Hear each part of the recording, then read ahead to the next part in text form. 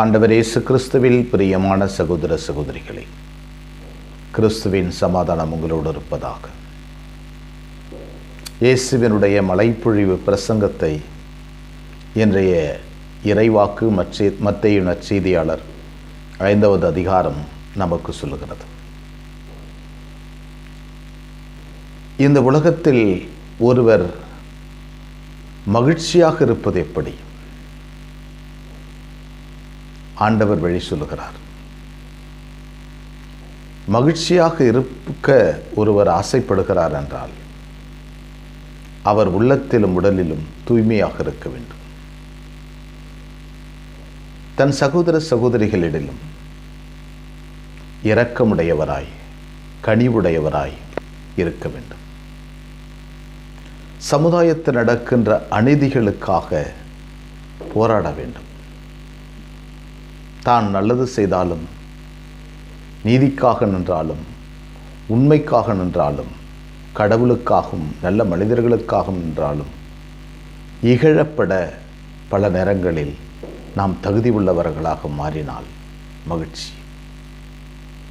நீதியின்பால் பசிதாகம். இயேசுவின் பொருட்டு பல நேரங்களில் நாம் துன்புறுத்தப்பட்டால் நாம் பேறு பெற்றவர்கள். எனவே ஆண்டவர் இயேசு ஒருவர் இந்த உலகத்தில் கடவுளுடைய இதயத்தை தாங்கியிருக்கின்றவர்கள் இந்தந்த குணங்களை பெற்றிருப்பார்கள். இந்தந்த குணங்களை ஒருவர் தாங்கியிருந்தால் அவர் இந்த உலகில் மகிழ்ச்சியாக இருக்க முடியும். எனவே உலகத்தில் நாம் எங்கெங்கும் தேடி அலைய வேண்டிய அவசியமில்லை. நம்முடைய உணர்வுகள், நாம் என்ன யோசிக்கிறோம், நாம் எதை பற்றி யோசித்துக் கொண்டிருக்கிறோம், எதை நோக்கி நம்முடைய யோசனை போய்கொண்டிருக்கிறது? தூய உள்ளத்தினராய் தூய்மையாய் வாழ்வதற்காகவே நாம் முடிவெடுக்கிறோம். அதற்காக நேரம் செலவிடுகிறோம். அதற்காக நம்முடைய மனதை தூய்மையாக்கி கொண்டே இருக்கிறோம். மகிழ்ச்சி தானாக வந்தேறும். ஏனெனில் கடவுளின் பிரசன்னம் வந்தேறும். தன்னை சுற்றியிருக்கின்ற சகோதர சகோதரிகளிடம் இரக்கமுடையவராய் கனிவுடையவராய் பொறுமையுடையவராய் அவருக்காக நேரத்தையும் காலத்தையும் செலவிடுகின்றவராய் இருக்கின்ற போது அந்த மனிதன் மகிழ்ச்சியை காண்பார். அவர் பேறு பெற்றவர். அவ்வாறே உலகத்தில் நடைபெறுகின்ற அநீதிகளை பார்த்து கோபம் கொள்பவர், ஏழைகளுக்காகவும் எளியவர்களுக்காகவும் சக்தியற்றவர்களுக்காகவும் நின்று போராடி அதில் வெற்றி அடைகின்ற போது அதில் பெரிய மகிழ்ச்சி. கடவுளுக்காகவும் நீதிக்காகவும் போராடுகின்ற போது இகழ்ந்து ஒதுக்கப்படுகின்ற போது அதிலும் ஒரு மகிழ்ச்சி. அதுதான் பேறு பெற்றவர்கள்.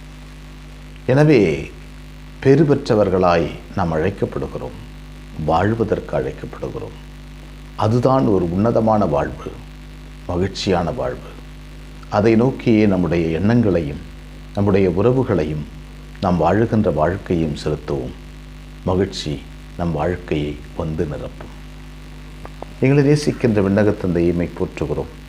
அற்புதமான நாளுக்காக நன்றி சொல்கிறோம். ஆண்டவரே, நீர் எங்களை படைத்து பாதுகாப்பதற்காக நன்றி. ஆண்டவரே, பேறு பெற்றவர்களுடைய வரிசையில் நாங்கள் வாழ வேண்டும். உம்மை பார்த்து மகிழ்ந்து களி கூற வேண்டும். உம்மை பார்க்காமல் விசுவசிக்கின்றவர்களும் பேறு பெற்றவர்கள். அப்பேற்பட்ட பேறு பெற்றவர்களுடைய வரிசையில் எங்களுடைய எண்ணங்கள், நாங்கள் சமுதாயத்திற்காகவும் சகோதர சகோதரிகளுக்காகவும் செய்கின்ற வேலைகளின் பொருட்டு நாங்கள் பேறு பெற்றவர்களாக மாறுகிறோம் என்ற ஆழமான உணர்வை, வாழ்வு முறையை எங்களுக்கு தந்திருக்கிறீர். அதன்படி நாங்கள் வாழ வரம் தாரும். அனைவரையே எங்கள் அன்பு தாயே, உம் திருமகனிடம் எங்களுக்காக இடைவிடாது பிரிந்து பேசும். ஆமென்.